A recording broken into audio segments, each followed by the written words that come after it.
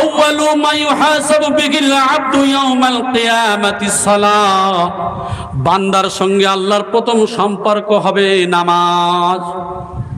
নামাজ যদি না থাকে, সে যত ভালো কাজ করুক, আল্লাহর সঙ্গে বান্দার প্রথম সম্পর্ক কেটে দিয়ে সমাজের যত ভালো কাজ করুক না কেন, কোনো কাজে আসবে না গো। ও আল্লাহর বান্দা, এই নবী দিবসের মাস আমরা কি করি? সব ভালো কাজ করি, কিন্তু আমাদের জীবনে যদি নামাজ না থাকে, ওই বলেছি যেমন শিলনোড়া নিয়ে আসার মতো। কথা বুঝতে পারছেন না? পাচ্ছেন আমার ভাই জানেরা? এই জন্য করে বলা হলো, এই মজলিস করতে গেলে ওই মৌলানা মুফতি বলছে না, বাবা তোমার এক কাজ করতে হবে, বিনা কাজায় 5 ওয়াক্ত নামাজ পড়তে হবে, নামাজ কাজা করবে না। এখন অনেক মৌলানা সাহেব, মুফতি সাহেবরা এখানে আছেন, আপনারা বলবেন আপনি কি বলেন? জীবনে এত ফতোয়ার কিতাব পড়ে আসলাম, এত ফতোয়ার কিতাব পড়ে আসলাম, আপনারা বলেন বিনা কাজায় নামাজ কেমন করে হয়? ই আবার কোন মুফতি রে বাবা? জীবনে 15-16 বছর মাদ্রাসায় ঘষে এসে এখন বলছে বিনা কাজায় নামাজ কি করে হয়? মৌলানা সাহেব, মুফতি সাহেব, আমি আপনি যে ফতোয়ার কিতাবগুলি পড়েছি, ওখানে যে কাজা রয়েছে, ওই কাজার কারণগুলো দেয়া রয়েছে।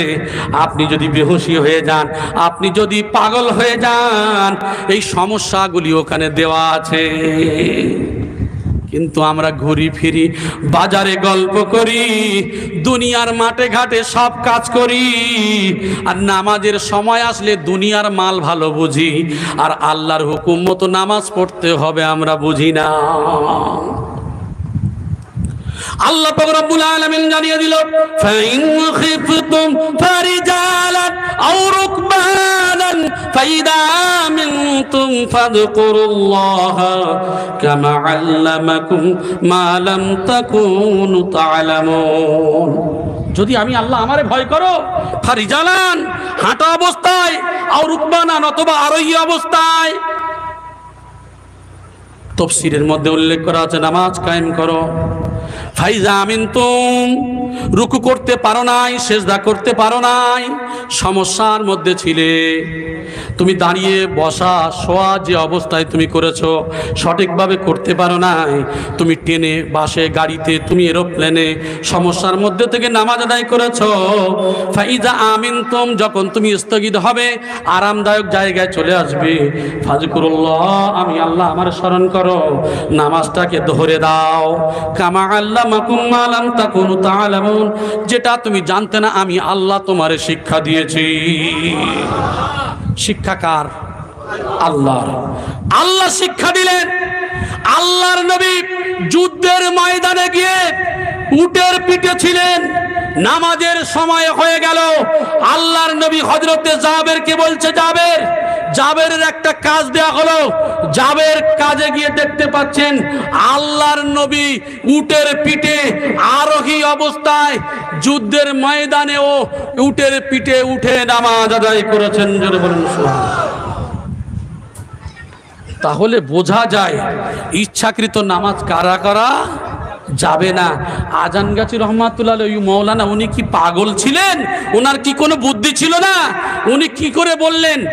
হাদিস থেকে নিয়ে বলেছেন, মান তারাকাস সালাত মুতাআম্মিদান ফাকাত কাফার, যে ইচ্ছাকৃত নামাজ ছেড়ে দিল সে অবিশ্বাসীর সমপর্যায়। যদি বলেন মৌলানা সাহেব আমি তো গরিব মানুষ, মাঠে ঘাটে কাজ করি, আমি ড্রাইভারি করি, আমি 80 ফুট ভাড়ার উপরে কাজ করি, নামাজ পড়বো কেমন করে? শুনে নেন কিভাবে পড়বেন।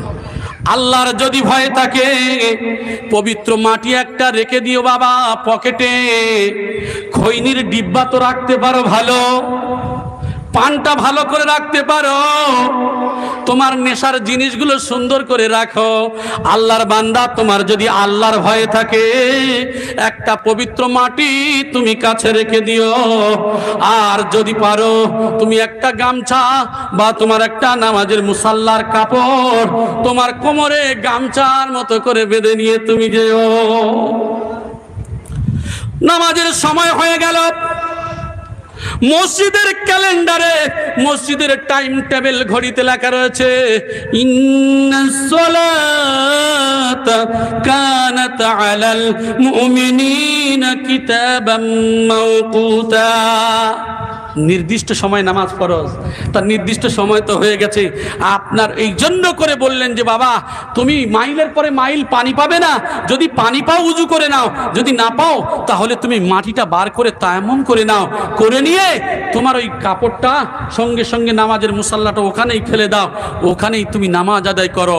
গোটা পৃথিবীটা তোমার জন্য হলো মসজিদ। জোরে বলেন সুবহানাল্লাহ। তাহলে ইচ্ছাকৃত নামাজ কাজা করা যাবে না, এটা আল্লাহর নবী সাল্লাল্লাহু আলাইহি সাল্লাম হাদিসের মধ্যেও উল্লেখ করেছেন। তিনি সেই কথা বলেছেন, কোরআনের যে দলিল দিলাম কোরআন থেকে সেই কথা বলেছেন। তাহলে আমি আপনি যে ফতোয়ার কিতাব পড়লাম, ইচ্ছাকৃত কাজা করা কথা কোনো জায়গায় নাই। তাহলে এই জন্য করে তিনি বলেছেন বাবা বিনা কাজায় নামাজ পড়বে। তাহলে ওই মানুষটা যে কাজা করবে না, ও বাবা ওই মানুষটা সুদের সঙ্গে সম্পর্ক রাখবে না। ওরে বাবা এত বড় কথা, বর্তমান জামানায় সুদের ব্যাপার নেই, আবার কেমন কথা রে বাবা। আরে এখন স্কুলে গেলেও ব্যাংকের বই করতে হয় না, হয় না? আচ্ছা ব্যাংকের বই ছাড়া এখন কোনো রাস্তা আছে? তো সেখানে তো সুদ হচ্ছে। আল্লাহর নবী হাদিসের মধ্যে জানিয়ে দিয়েছেন আখিরি জামানায় এমন একটা সময় আসবে যেদিন মানুষ সুদের ধারে কাছে যাবে না, কিন্তু সুদগুলো ধুলার মতো উড়ে উড়ে গায়ে এসে পড়বে। তারপরেও আমার মেহবুব বান্দা যারা হবে তারা প্রচেষ্টা করবে, পরিশ্রম করতেই থাকবে, চেষ্টা করবে। আল্লাহর কোরআন জানিয়ে দিল সূরা আল বাকারার আয়াত নম্বর 278, ইয়া আইয়ুহাল্লাযীনা আমানুত্তাকুল্লাহা ওয়া দারু মা বাকিয়া মিনার রিবা ইন কুনতুম মুমিনিন। হে ঈমানদারগণ, কে বলছেন? আল্লাহ বলছেন, হে মুমিনেরা, হে ঈমানদারগণ, আমি আল্লাহ, আমারে ভয় করো। যার কাছে যতটুকু সুদ আছে ছেড়ে দাও, যার কাছে যতটুকু সুদ আছে ছেড়ে দাও। ইন কুনতুম মুমিনিন,